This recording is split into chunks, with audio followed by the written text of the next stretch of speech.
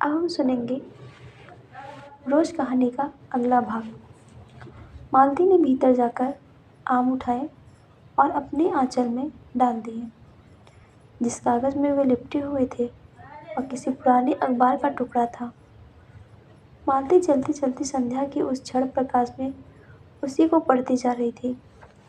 वह नल के पास जाकर खड़े उसे पढ़ती रही।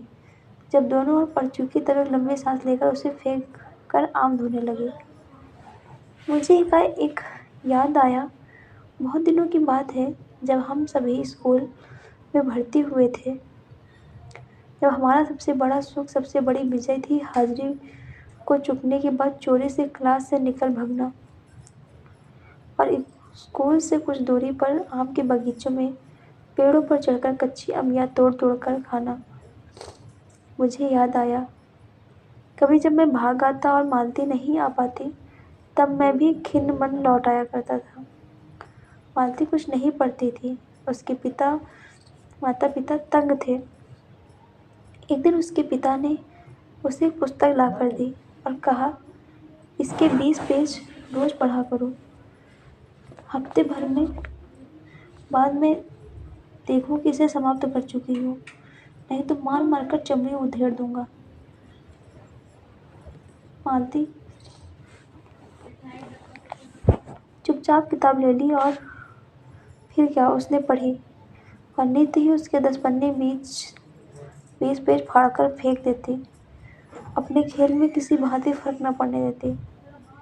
अब 8वें दिन उसके पिता ने पूछा, किताब समाप्त कर ली? तो उत्तर दिया, हाँ कर ली। पिता ने कहा, लाओ मैं प्रश्न पूछूंगा। तो चुपचाप खड़ी रही। पिता ने कहा तो उद्धत स्वर में बोली, किताब मैंने फाड़ कर फेंक दी, मैं नहीं पढ़ूंगी। उसके बाद वह बहुत पिटी। पर वह अलग बात है।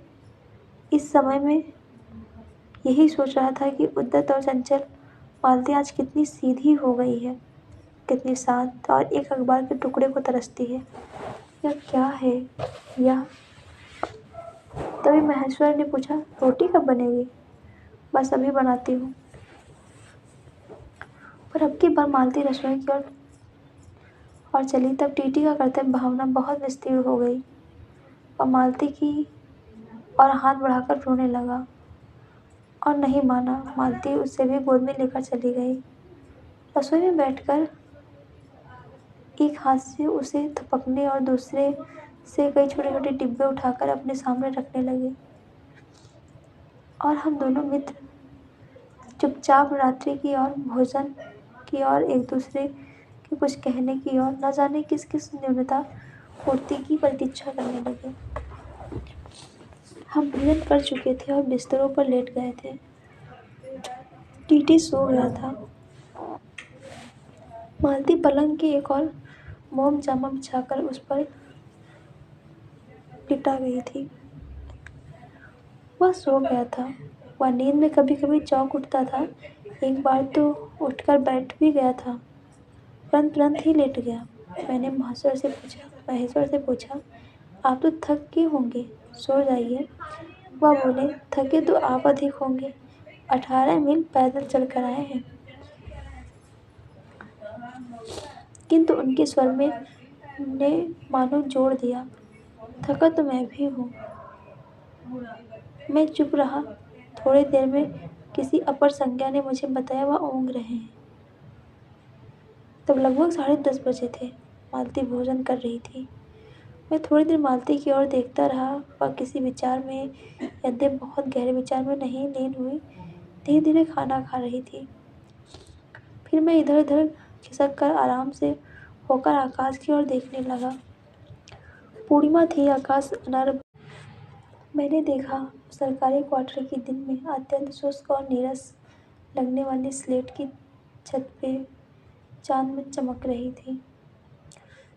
अत्यंत शीतलता और स्निग्धता से छलक रही है, मानो चंद्रिका उन पर से बहती हुई आ रही हो, ढल रही हो। मैंने देखा पवन में चीड़ के वृक्ष गर्मी से सूख कर पटमैले हुए चीड़ के वृक्ष धीरे धीरे गा रहे हों कोई राग जो कोमल है किंतु करुण नहीं, अशांतिमय है, किंतु उद्वेगमय नहीं। मैंने देखा प्रकाश से धुंधले नीले आकाश के तट पर जो चमगादड़ नीरव उड़ान से चक्कर काट रहे हैं, वे भी सुंदर दिखते हैं। मैंने देखा दिन भर की तपन, अशांति, थकान, दाह पहाड़ों में से भाप से उठकर वातावरण में खोए जा रहे हैं।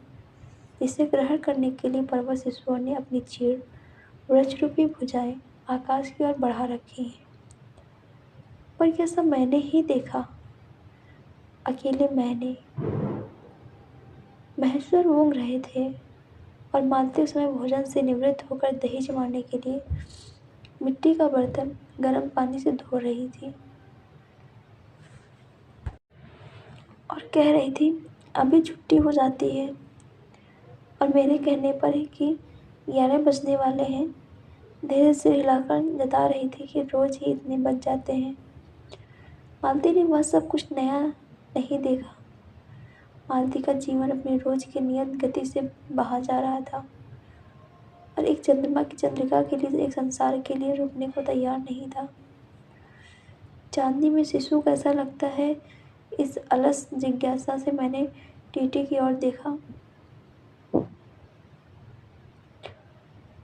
वह एकाएक मानो किसी सैसवोचित वामता से उठा और खिसक कर पलंग से नीचे गिर पड़ा और चिल्ला चिल्ला कर रोने लगा। महेश्वर ने चौंक कर कहा, क्या हुआ? मैं झपट कर उसे उठाने दौड़ा। मालती रसोई से बाहर निकल आई। मैंने उस खट शब्द को याद करके धीरे से करुणा भरे स्वर में कहा, चोट बहुत लग गई बेचारे को। यह सब मानो एक ही क्षण में, एक ही प्रक्रिया की गति में हो गया। मालती ने रोते हुए शिशु को मुझसे लेने के लिए हाथ बढ़ाते हुए कहा, इसकी चोट लगती ही रहती है, रोज ही गिर पड़ता है। एक छोटे क्षण भर के लिए मैं स्तब्ध हो गया। एकाएक मेरे मन में, मेरे समूचे अस्तित्व ने विद्रोह के स्वर में कहा। मेरे मन ने भीतर ही बाहर एक शब्द भी निकाला, माँ युवती, माँ, यह तुम्हारे हृदय को क्या हो गया है जो तुम अपने एकमात्र बच्चे के गिरने पर ऐसी बात कह सकती हो, और यह अभी जब तुम्हारा सारा जीवन तुम्हारे आगे है। और तब एकाएक मैंने जाना कि वह भावना मिथ्या नहीं। मैंने देखा सचमुच उस कुटुंब में गहरी भयंकर छाया घिर गई है। उनके जीवन के इस पहले ही यौवन में घुन की तरह लग गई है। उसका इतना अभिन्न अंग हो गई है कि वह उसे पहचानते ही नहीं। उसी की परिध में घिरे हुए चले जा रहे हैं। इतना ही नहीं, मैंने उस छाया को देख भी लिया। इतनी देर में पूर्ववत शांति हो गई थी। महेश्वर फिर लेटकर ऊँघ रहे थे। टीटी मालती के लेटे हुए शरीर से चिपटकर चुप हो गया था। यद्यपि कभी एक आध सिसकी उसके छोटे से शरीर को हिला देती। मैं अनुभव करने लगा था कि बिस्तर अच्छा सा लग रहा है। मालती चुपचाप आकाश में देख रही थी, किंतु क्या, चंद्रिका को या तारों को। तभी 11 बजे का घंटा बजा। मैंने भारी हो रही पलकें उठाकर अकस्मात किसी आसपास की प्रतीक्षा से मालती की ओर देखा।